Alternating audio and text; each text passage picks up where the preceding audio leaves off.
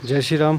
दोस्तों, ये खुशी की बात तो आप सबको पता होगी ही कि राम मंदिर निधि समर्पण में जहां लक्ष्य 1100 करोड़ के आसपास का रखा गया था या फिर अनुमान लगाया गया था, उसकी जगह लगभग 2100 करोड़ रुपए का निधि समर्पण में कलेक्शन हुआ।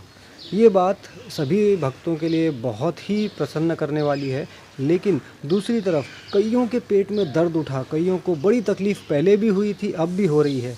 तो उन लोगों के दिल में ये सवाल उठता है कि जब करोड़ों रुपए पहले से ही राम मंदिर के लिए हैं, तो फिर ये निधि समर्पण क्यों?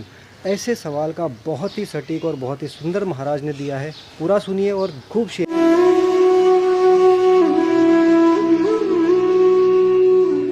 राम मंदिर बनना है उसका इतने करोड़ रुपए रखना पहले से वहाँ पे, फिर ये धन संग्रह क्यों किया जा रहा है? धन संग्रह से आप उचित समझो। बाप बड़ा ना भैया सबसे बड़ा रुपया। आप अपनी घर में जाओ, पत्नी से कहो आई लव यू, लेकिन वो कहे 1 किलो आटा ले जाओ, फिर कहो आई लव यू। अरे बोला भैया बच्चों का कपड़ा ले आओ, बोला आई लव यू। बोलेगी अपना लव यू अपने घर में रख। अरे आटा देते नहीं, जूते देते नहीं, कपड़े देते नहीं, लव यू कर रहे हो। मेरा ये कहना है कि दुनिया आज किस पर चल रही है? सबसे बड़ा चीज पैसा है, आपको भी पता है। मनी सेकंड गॉड नहीं है, पहला गॉड बन चुका है इस दुनिया का। नहीं, पहले से तो वहां पर मैं आपको बता रहा हूं, आप सुनो धैर्य से। मैं ये पूछ रहा हूं, वो समर्पित करके आप राम मंदिर नहीं बना रहे हो। राम के प्रति और राम मंदिर के प्रति आप अपनी भावना का इजहार कर रहे हो कि जो सबसे ज्यादा प्रिय मुझे है पैसा दुनिया में, मैं वो भी अपने भगवान के लिए समर्पित करता हूं। और भगवान के लिए आप कहते हो बहुत पैसे हैं। मैं तो समझता हूं दुनिया जिनकी है उनके करोड़ों क्या, अरबों क्या, खरबों के मंदिर बन जाने चाहिए। अगर राम मंदिर राष्ट्र मंदिर बन रहा है, 492 साल के बाद की गुलामी को अगर हमने तोड़ा है, अपने ही देश में 492 साल के बाद साबित करने में लग गया कि राम अयोध्या में पैदा हुए। अगर इतने ही हम योग्य थे तो पहले दिन क्यों नहीं सिद्ध कर दिए थे? हमें इतना युद्ध क्यों लड़ना पड़ रहा है? क्या बाबर और राम में आप अंतर नहीं समझते कि बाबर कौन और राम कौन? 492 साल लगेंगे बाबर को बाबर साबित करने में और राम को राम साबित करने में। इस राष्ट्रवाद की भावना, रामवाद की भावना और धर्म की भावना को जागृत रखने के लिए हम उस चीज का समर्पण करते हैं जो हमें सबसे ज्यादा प्रिय है। पैसे की बात नहीं है, फिर कहता हूं पैसे की बात नहीं है। यहां जो लोग बैठे हैं, आप देखो, मुझे किसी बात की कमी नहीं। ये फिर भी आते हैं तो फूल लेके आते हैं, कोई मेरे लिए रुपए ले आता है, कोई मेरे लिए कपड़े ले आता है। मुझे किस बात की कमी है? पर ये कृतज्ञता व्यक्त करते हैं कि आपके चरणों से हमने जो कुछ सीखा है, हम सबसे ज्यादा जिसको मानते थे वही आपके चरण में समर्पित करते हैं। एक छोटी सी बात आपको और कह दूं, बलिदान शब्द आपने सुना होगा। बड़े बड़े लोग बलिदान करो, बलिदान। बलिदान कहां से आया? राजा बलि से आया।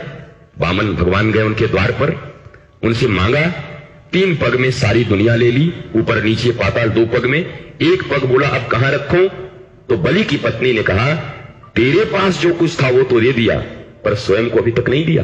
तीसरा पग बोलो मेरे ऊपर रख दो प्रभु, जैसे मेरी संपत्ति स्वीकार कर लिए हो मुझे भी स्वीकार कर लो। तो सर्व समर्पण और सर्वस्व समर्पण की विधि को ही दान कहते हैं। ये राम और राम मंदिर को देकर आप राम जी को धन्य नहीं बना रहे, बल्कि जो 492 साल लग जाते हैं किसी मंदिर को मंदिर साबित करने में, अगर ये भावना जागृत रही। आप देखते नहीं, इस देश के सड़कों पर, राजमार्गों पर आप जहां जाओगे मीनारें नजर आएंगी।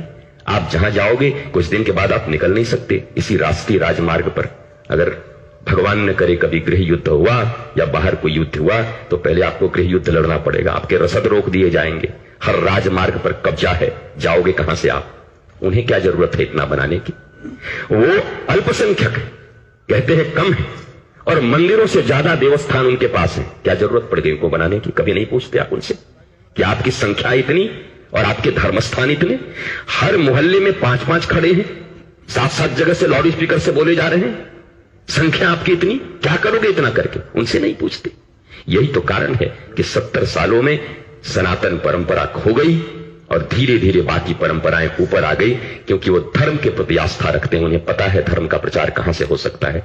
और हम लिबरल बन गए, हम लोग बड़े ज्ञानी बन गए कि भैया भगवान तो हृदय में रहते हैं, दिल में रहते हैं, मंदिरों से क्या होगा? दिल में भगवान है, दिल में तो पैसा बस गया है, कूड़े कचड़े बस गए हैं। बस बोल देने से हो जाता है।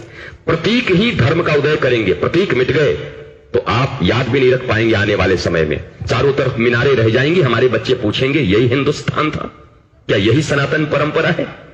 आज कृष्ण जन्मभूमि के लिए आंदोलन करना पड़ रहा है। ये शर्म की बात नहीं हमारे लिए। हिंदुस्तान में भगवान कृष्ण ने जन्म लिया, अवतार लिया, यह साबित करना पड़ेगा कोर्ट में हमको, तब जाके कृष्ण जन्मस्थान मिलेगा हमको।